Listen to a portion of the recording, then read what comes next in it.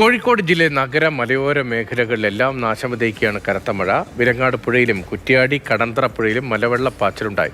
പെരുവണ്ണാമൊഴി ഊനിപ്പുഴ കരകവിഞ്ഞു. താമരശ്ശേരി ചുരത്തിൽ ഗതാഗത നിയന്ത്രണം ഏർപ്പെടുത്തിയിട്ടുണ്ട്. താമരശ്ശേരി മുക്കം മേഖലകളിലും വെള്ളത്തിൽ ആയിട്ടുണ്ട്. കോഴിക്കോട് നഗരത്തിലുണ്ടായ വെള്ളക്കെട്ട് വാഹന ഗതാഗതത്തെ തടസ്സപ്പെടുത്തി. മണിക്കൂറുകൾ നീണ്ട കനത്ത മഴയുടെ ആശങ്ക നീങ്ങിയിട്ടില്ല കോഴിക്കോട് ജില്ലയിലെ മലയോര മേഖലകൾക്ക്.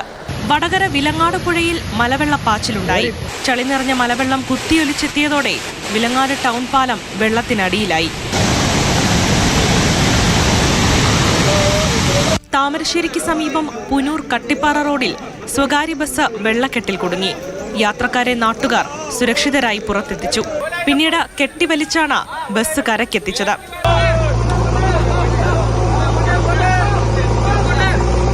ഈങ്ങാപ്പുഴയിൽ വെള്ളം കയറിയതോടെ വാഹന ഗതാഗതം ഉൾപ്പെടെ തടസ്സപ്പെട്ടു.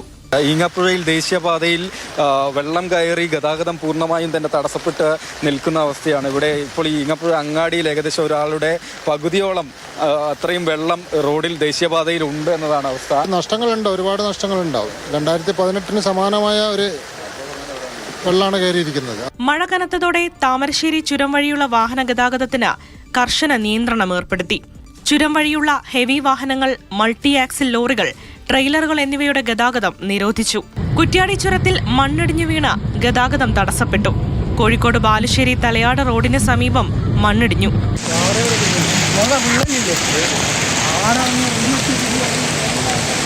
കോടഞ്ചേരി ഈരോട് റോഡിൽ മണ്ണിടിച്ചിലിനെ തുടർന്ന് ഗതാഗതം തടസ്സപ്പെട്ടു. സമീപത്തെ റബ്ബർ തോട്ടത്തിന് മുകൾ ഭാഗത്തുള്ള കുന്നിടിഞ്ഞ കല്ലും മണ്ണും റോഡിലേക്ക് പരന്നൊഴുകി. കാരശ്ശേരിയിലും കുറ്റിക്കാട്ടൂരും വീടുകൾക്ക് മുകളിലേക്ക് മരം വീണു. പൊട്ടിയതാണ് മരം വീണ. മാതൃഭൂമി ന്യൂസ്, കോഴിക്കോട്.